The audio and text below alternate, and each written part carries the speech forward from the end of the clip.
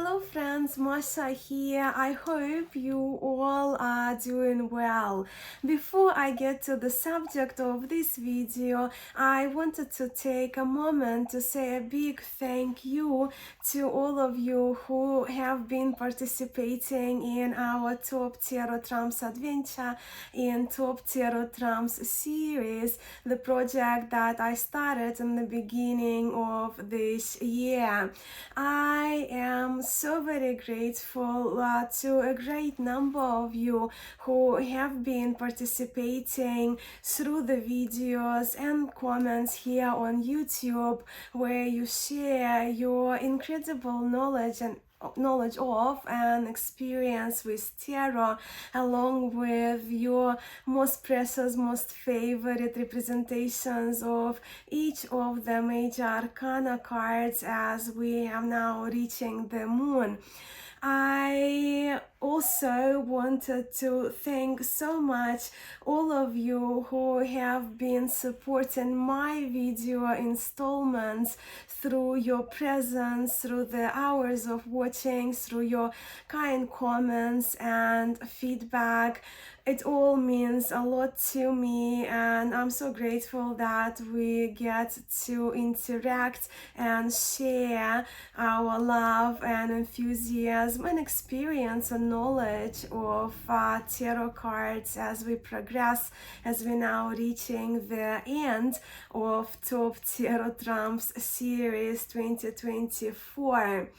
And with that, I welcome you to the continuation of the Tarot Trumps Throughout Centuries feature, right? Part 1 for Arcanum 18, that we will be looking at the historic representations of a number of cards. Once again, I prepared. But yes, today our focus will be on the moon cards at the second celestial, or the second heavenly body, if you will, in our series here in Top Tarot Trumps.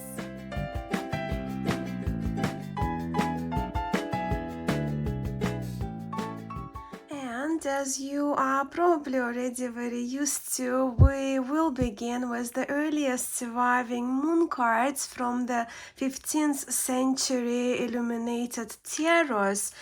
Chronologically, today I have to start with these two moon cards from the Este and Charles VI hand-painted Italian tarots. These two cards are absolutely stunning in my view, especially we are with around 1450 with these two cards. Location-wise, Este tarot origins lie in Ferrara, as these cards, Este tarot, the cards were made for Ercole d'Este, Duke of Ferrara, in around 1450, 1460s, where Charles VI is linked by some to Florence and others to Ferrara. But in both tarots, in both of those cards, we are with astronomers who are using their calipers to do their measurements and to learn what they can observe from the skies. The Este astronomer or astrologer is seated under the kind of red, very dark red in this card moon, where in Charles VI these two characters are preoccupied with their calculations under a crescent moon. If you are new to historic decks, I need to take a moment to mention discrepancies and shifts in the depiction of the celestial cards, especially, right, the star, the sun, and the moon cards. Just to give you one example, you may remember from the previous video this star cards from the Estatero, and these cards, they do resemble each other, don't they?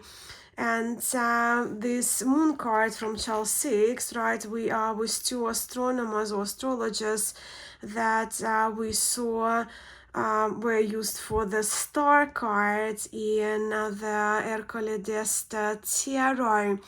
But this model, let me just move this one, the model of the two astronomers served the model to the later decks of the Bolognese tradition.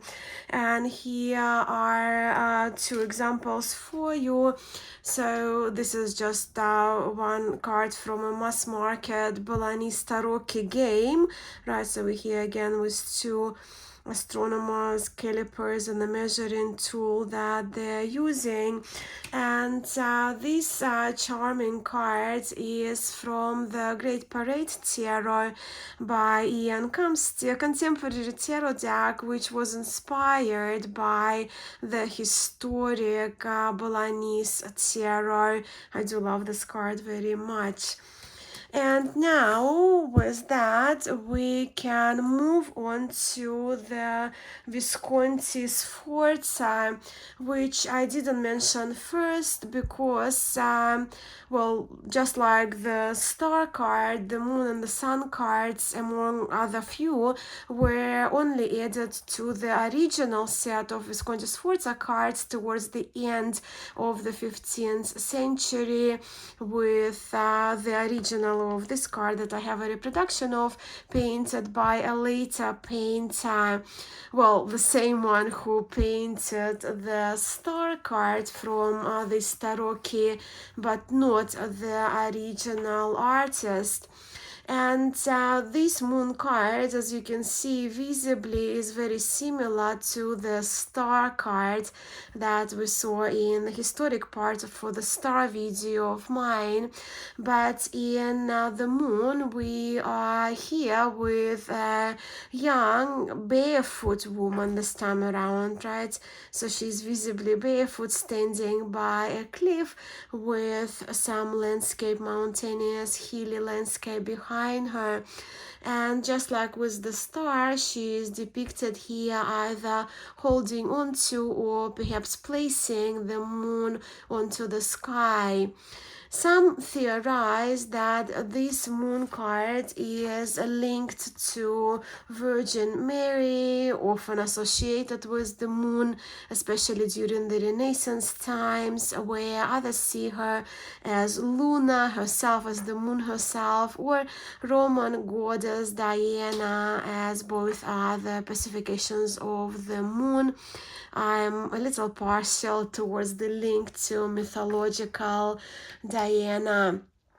Now, as we move to the earliest woodblock sheets from the 15th century, in the moon card from the Budapest sheets, we noticed a similar figure. Once again, we have seen in the star card from the same sheet, right, same woodblock sheet of cards, only in the moon image, figure, well, is male, and he is portrayed in the pose reminiscent of Atlas, the Titan in Greek mythology, who was cursed to hold the sky on his shoulders, only that our character here is holding the downward gazing red, perhaps blood moon.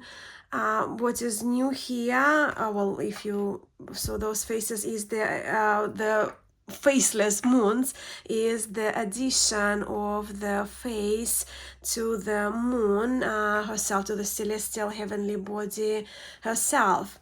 In the woodblock Rosenwald sheet, the moon is represented by a carving of the moon with adorable, well, I think adorable, expressive face, and the moon takes up the center part of the image. And once again, I have to bring in the moon from the Carey sheet, also 15th century, as this particular image can be seen as the model, just like the star card, right? The model card, the pattern that survived through the century, with perhaps out of all the images presented here now that we've seen, well, five historic moons from the 15th century, this portrayal of the moon is the most familiar to most of us, with the moon in the sky with two towers in the background and a crayfish crawling out of a lake or a pond. And with that, we move to the mid-17th century Paris. In the anonymous tarot of Paris, and I know this card is quite hard to see, so you can just pause here, but we are here with a night scene under the moonlight, where this male character serenading this one who is standing on the balcony and watching over him.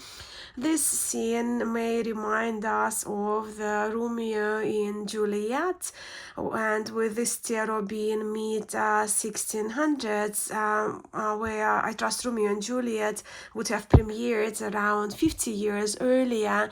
This hypothesis is as good as any, although this character seems to be a little old to be Romeo, but just kind of another theory that we can draw from. But even if it's not the Romeo and Juliet scene, it's just a nice romantic setting and a different moon card from one of the earlier decks, and I am all for it. And here is the moon card from the Viville Tarot, also Paris, right? Mid 17th century Paris. In this tarot, we saw the astronomer, right, and the star card. And you see the astronomer stay, kind of in the earliest estate tarot for the moon card, and here the astronomer singled out for the star card, where the moon card, we are here presented with an older looking woman with a spindle spinning her yarn under the moonlight by a tree. Some link this female character to Greek goddess Clotho, who is one of the goddesses of three Moirai, or three fates, right? And Clotho's responsibility is spinning the thread of human life. And here we are with the Jeanne Noblet moon, again from just slightly later, 1650s. The moon card here further establishes the pattern we saw in this Carey sheet. And, this model for the moon card we will continue to see this pattern, right, as tarot moves on in history.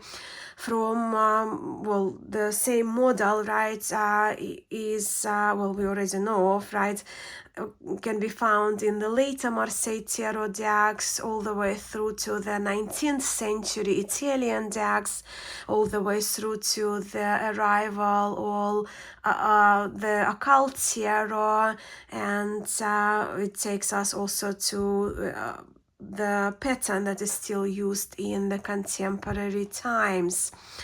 And by the model, by the pattern, I'm talking about, of course, the moon with the face, two canines, a pond or a lake, a crayfish, two towers, space between the towers. But since I'm trying to move chronologically today, let's take a minute to detour to the late 1660s Italy, back to Italy, with this magnificent moon card from the Mitelli Tarachino.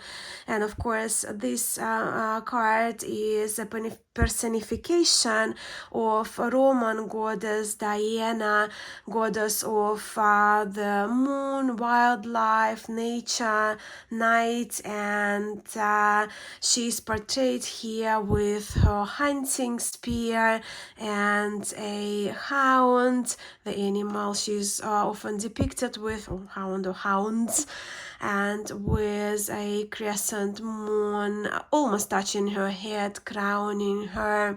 In Greek pantheon, her alternatives can be either goddess Artemis as the goddess of nature and hunt, or Selene, the goddess of the moon.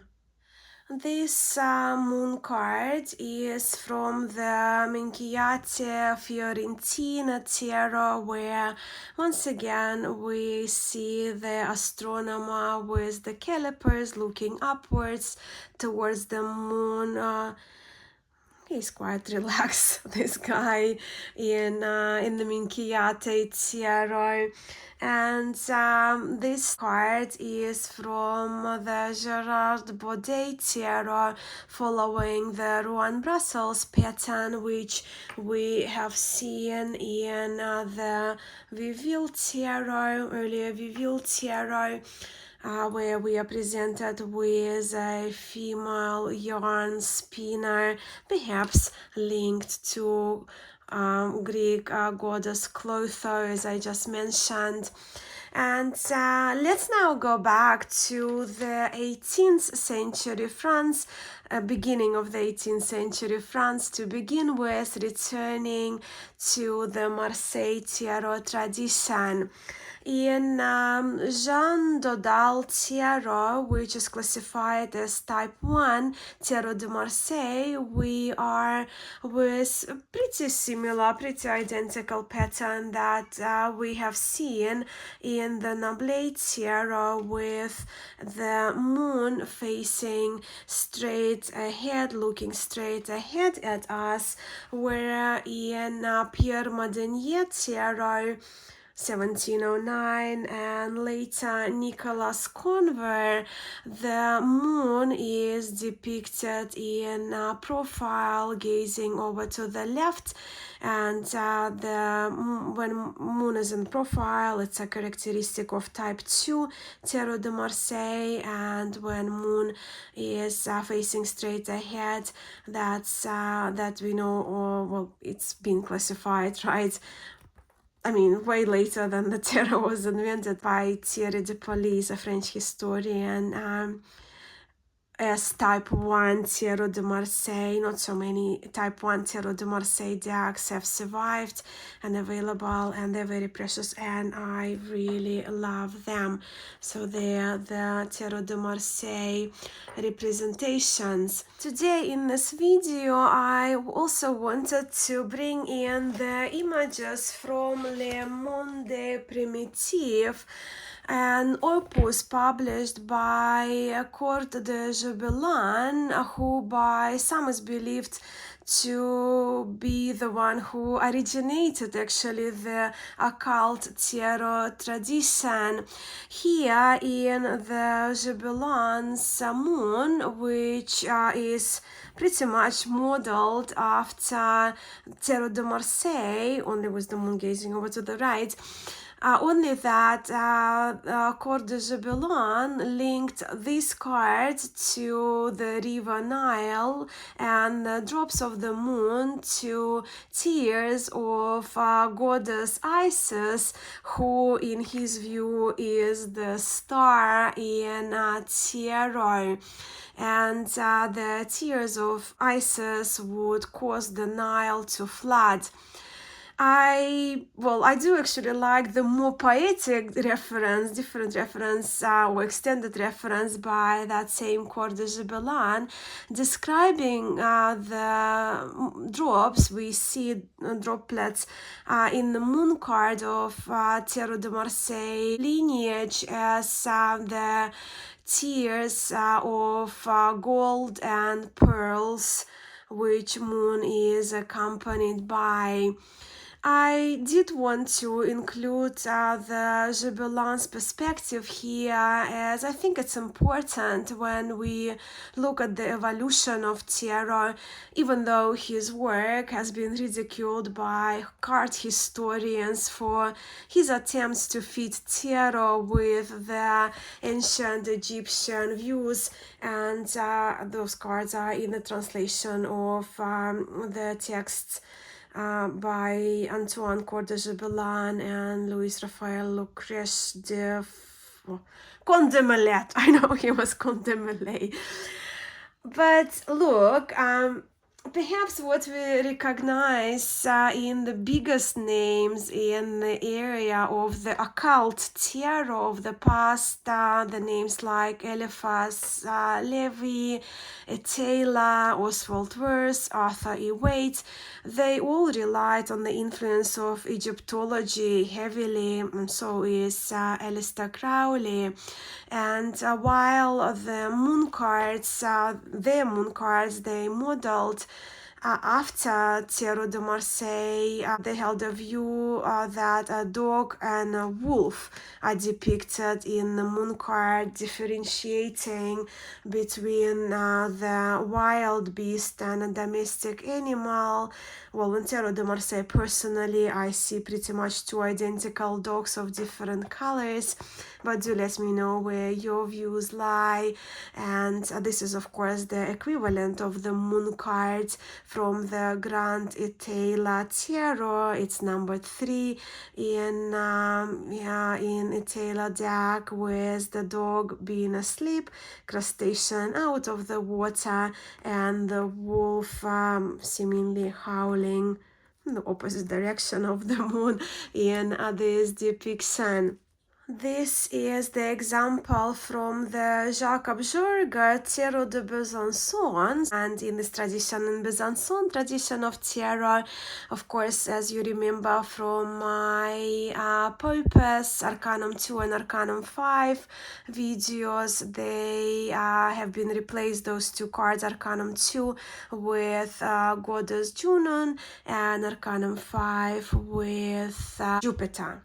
I very much love the moon phase of Besançon. It's different stylistically, as you can see. And this next moon, this is the moon card from Swiss Francois Gassman Tarot, which kind of adheres with the Tarot de Marseille tradition, but originating in Switzerland in 1840s. Then we have these two absolutely stunning moon cards from, this one is from Los Carabia version of the Soprafino Tarot. I really do need to treat myself to the Il Minighello's more accurate version of the Soprafino, but I have the Los Carabio Anima Antiqua series for now, and this card is from Edoardo Dotti, with the beautiful scenery and landscapes showcased in both of those cards. No wolves here, just cute dogs, and I do love the moon card here, giving us a wink. These cards are just like beautiful paintings, and they And in the soprafina we can even notice the ships on the horizon. Absolutely delightful cards from the two 19th century Italian decks, still in the later 19th century here. And this is the beautiful moon, showcasing again goddess Diana with her hound, from the Inaibi Giovanni Vacchetta Tiero, originally uncolored, but this is the coloration done by the late Osvaldo Minigazzi, who was a founder of Il Minighello. Just an incredible moon card in my view. Next two cards are the representations of the moon from Oswald Wirth, earlier 1889 and later 1926, two major arcana decks that he completed in his lifetime. We can see in both of those moon cards the addition of the very clear path, and the moon is also looking all in profile, looking down over to the left, with Hebrew letter tzadi added for the Kabbalistic referencing. And where could we be without this moon card from Rider-Waite-Smith, RWS Waite-Smith Tarot, which is once again modeled after a Marseille Tarot moon, even though Pamela Coleman Smith made sure that the dog on the left will be distinguishable from the little wolf on the right. We see also here the change in the shape of the droplings by Pamela Coleman Smith, and these shapes are reminiscent, and I trust they are referencing the Hebrew letter Yod, signifying the divine or God, if you will. In Thoth Tarot, this card, the moon card, showcases the waning moon, and this moon card doesn't look very easy, right? It's kind of almost designed to be a test to us from the bottom up. So we are here presented with a scarab, which is often used as the symbol of the sun in Egyptian mythology, and also the symbol of resurrection. In going higher on the card, so we are here with two towers, which are guarded by the jackal-headed Anubis, the god of the underworld, and I trust, the jackal-faced god Set as well. So one of them is Set, one of them is Anubis. That would be my take on it, with two wolf-like or black canine creatures here, reinforcing the protection of the entry between the two towers. And once again, we are here, as we have seen in RWS, the drops from the moon, they resemble the Hebrew letter Yud, right, the droplets of the divine. And as we have already seen, the serenading scene in the Tarot of Paris, I thought I will bring in today this moon card from one J.J. Tarot as well, as I find this moon rather endearing. And as for the contemporary decks, let me share a few representations of Arcanum 18 from the decks I've prepared to share with you. So this first one I have is from the Tarot of the Sevenfold Mystery by Robert and Place. In this image we see a mermaid representing representing reason, and 2 murdochs, 1 white embodying will, and the dark one called appetite. And my cat is meowing there. I think this video is going for a little bit too long. But this moon card is shown to us as the planet moon with the face added. This is from Ehrenberg Tarot, where this black and white image is from the Tarot of the Abyss. This softer, cooler toned moon card, which I absolutely love, is from the Textured Tarot. If I could choose 20 favorite moon cards, this card will be included in my favorites. And this is the representation of key 18 from the Dreaming Way Tarot.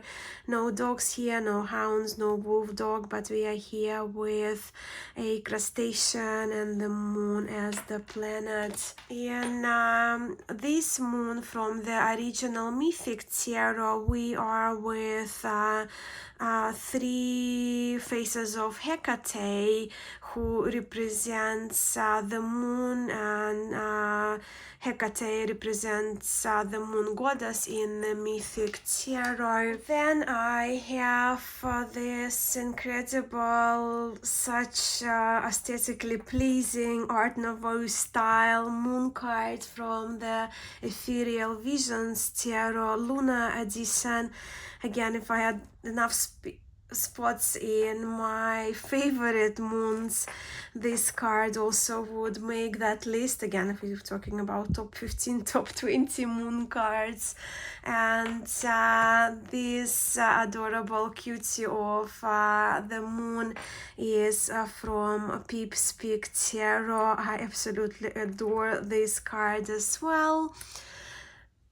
And my last moon for today is my own, in which you see the tribute to my departed Cocker Spaniel Kuza and my thriving, living boy King Charles Cavalier Spaniel Chappie.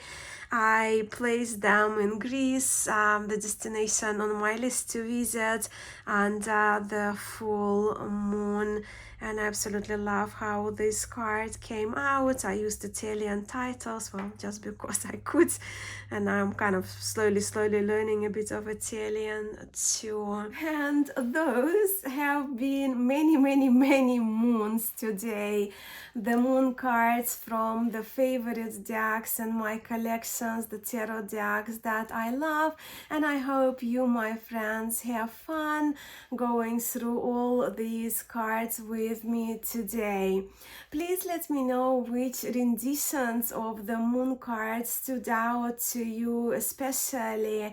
And by the way, when it comes to the historic representations, actually 4 out of my favorite historic moon cards have been featured in this video.